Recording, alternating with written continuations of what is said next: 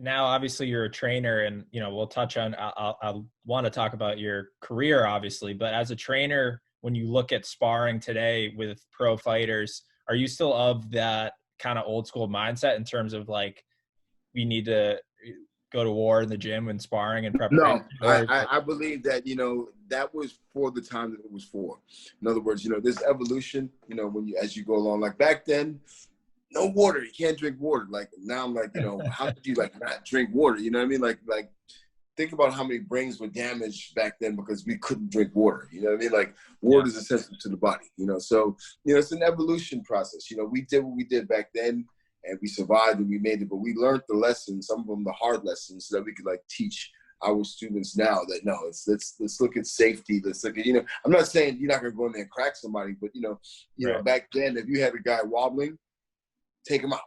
You know what I mean? Like in sparring, you know what I mean? Like whereas now if he's wobbling, hey, hold on guys, let's get, you know. So I think that nowadays it's safety. Safety is a very important part of boxing and sparring, and it's not about so much like killing a guy. It's about learning how to use what you're learning in the gym, you know, and use it in a practical manner. So I think that I like the way that we've evolved in terms of sparring.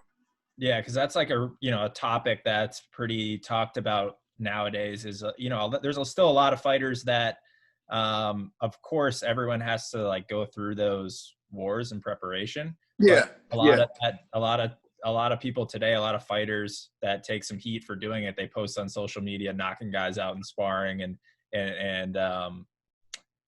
kind of in a when you can tell they're sparring someone who's much of a lower skill set and things like that. And that's still kind of a part of the game that I think is unfortunate, but.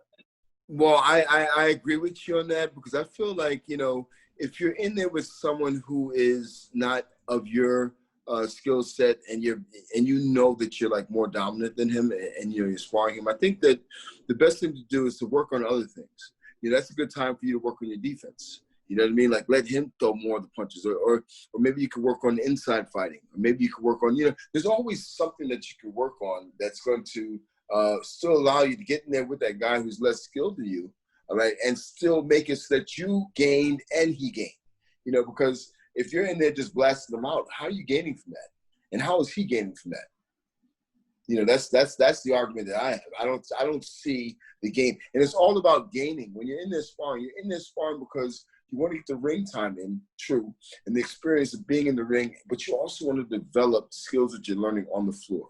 Mm-hmm. The process is you learn what you learn on the floor, all right, the heavy bag, the mitts, and you take that into sparring. And then from sparring, you take that into the actual fight. So there's a progression, you know. And so at the end of the day, you know, what you've been working on the floor, it's now time to take that in the ring and see if you can make that work in the ring and sparring. And so, you know, I feel like, you know, if you're in there just blasting guys out and sparring, you know, what is that? What are you doing? It's a macho thing. To me, it's not, you know, it's not something that I would agree to. And if I'm a trainer that's in there, in the corner in the gym when that's happening, I'm not going to allow that. You know, that's not gonna, you know, anybody that knows me, they know that I'm going to be in the corner. I'm going to be watching the fighters, and I'm going to be looking for safety. Yeah.